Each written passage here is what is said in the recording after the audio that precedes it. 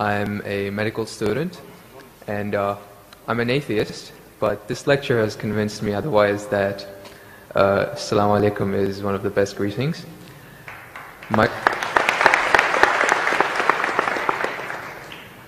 My question is, how... No, you're an atheist, yes. Or a Muslim? No, I'm a Muslim. I'm an atheist, ex-Muslim. You were a Muslim, now you're an atheist. Okay, brother, go ahead. Alright. My question is of two parts. First one, what is the stance of Islam on evolution? And two, what is the stance of Islam on apostates?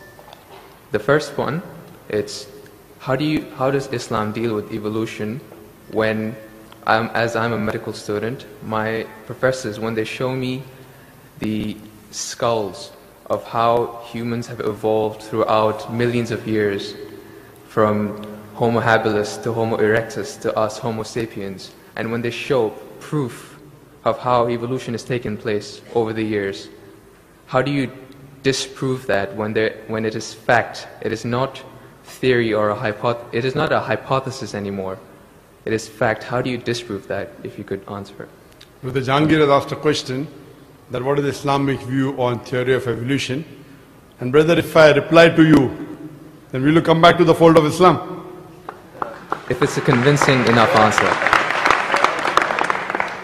If I give a convincing reply, will you come back to the fold of Islam? Inshallah. Inshallah. Good. Brother Jahangir has asked a question. He said you are a Muslim and now he's an atheist. And he asked what is the view of the theory of evolution.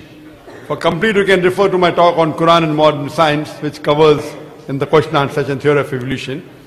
As far as the question on theory of evolution is come, there is no book so far that I have read which talks about fact of evolution. Theory of evolution means a theory. And when we talk about theory of evolution, we start thinking of Charles Darwin. He wrote a book called The Origin of Species.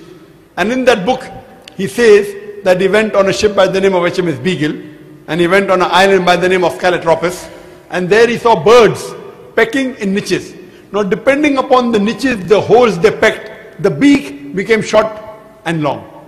Based on this observation, he propounded his theory of evolution. He propounded a natural selection. And Charles Darwin, he wrote a letter to his friend Thomas Thompson in the 19th century. And he said that I do not have proof as far as my theory of evolution is concerned. There are missing links. But because it helps me in rudimentary organ, it helps me in classification, I have propounded this theory. That's the reason when we were in school, if we had to tease any of our friends, we used to call him that you are the missing link. If you were present, Darwin's theory would have been proved right, indicating that he's a monkey. We used to fool around. So there is no proof regarding Darwin's theory at all. It's a theory, it's not a fact.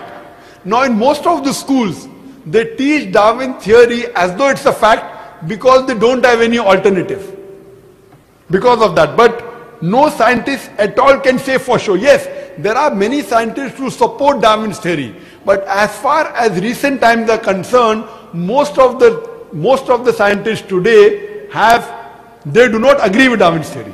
As far as you talked about the 4 waves of hominoids. First was the Iceman, then was the Neanderthal man, then was the Cro-Magnon. All these that you find, there is no link between them. There is no link whatsoever.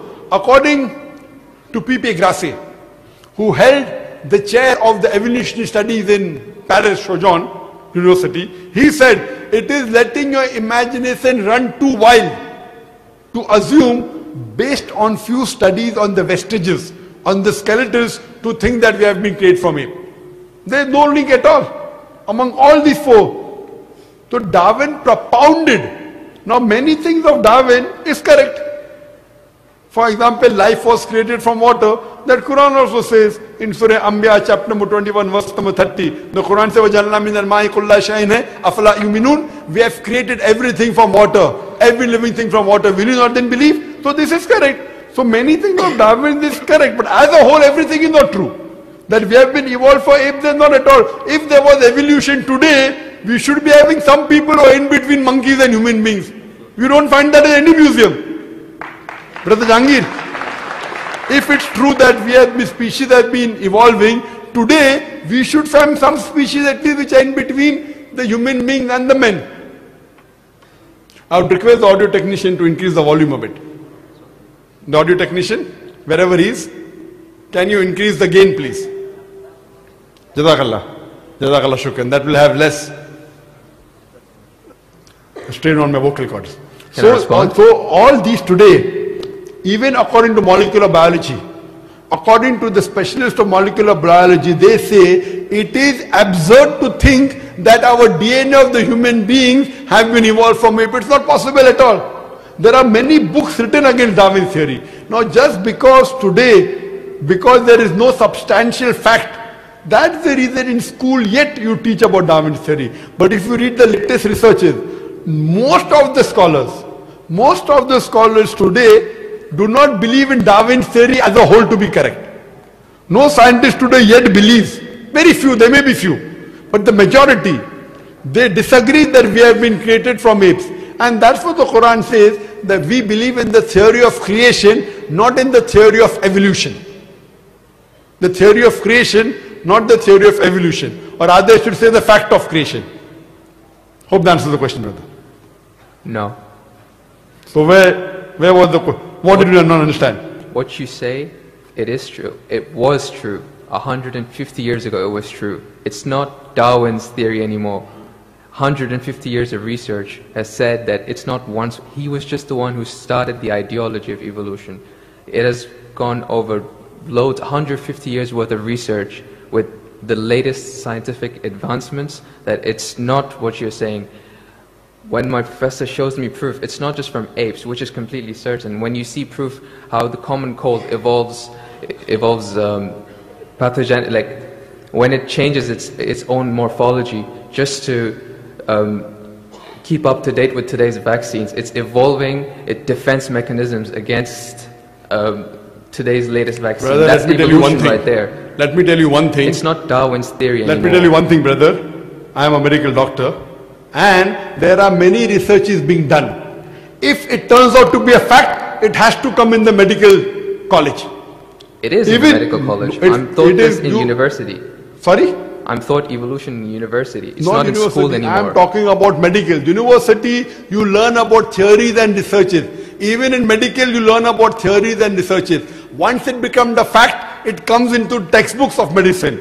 I don't know of any textbook of medicine in any college in the world which says that we have been evolved. It is all these are theories, and I know the research is being done. Even Darwin's theory never came in the medical textbook. And even what you're talking about, I know there are new and new researches being coming on. But none of them yet has proved it to be a fact of evolution. The statement by itself, theory of evolution, means it's a theory. So by English language itself, you don't have to be a researcher. When you say theory, it's a theory. When the theory becomes a fact, it changes, that thing changes into a fact. So by the basic you saying theory of evolution, it means it's an hypothesis. No. It is not yet a thought. It's not yet a fact. There's a difference between hypothesis and theory. A theory is something in science that has the highest honor. When something gains the word theory, it's fact. The theory, in theoretical terms, it's the theory of gravity, but we don't say it, we just say it fact. Same way we say the fact of gravity. Sorry, what did you say? Theory of what? Gravity. If you say it in theoretical terms, but it's no theory of gravity. It's a law of gravity. I'm sorry. Law. I'm sorry. It's the law of evolution. I'm sorry. Your knowledge of science is very weak. It is Boyle's law. It is not Boyle's theory. It is Archimedes' principles. It's not Archimedes' theory. Whatever's theory, when it becomes a fact, it changes into law. I'm sorry, your knowledge is so weak, and I wouldn't like to continue. Your knowledge is so weak. My question, I'm not here to teach 2 + 2 = 4 in the audience. In the question and answer session, you ask a question, I give the answer. If you like it, you keep it. If you don't like it, you throw it. Okay, just the thing is that if your knowledge is so weak, you're saying theory is the highest thing in science. I'm sorry, you're absurd. I'm a medical doctor. Theory is the highest thing in science. I'm very sorry, brother. If someone can Jangir, disprove, brother, I'm very sorry. Theory is never the highest thing in science. If you think just because you're going to a university or coming to fool the people here, I'm not. I'm totally sorry.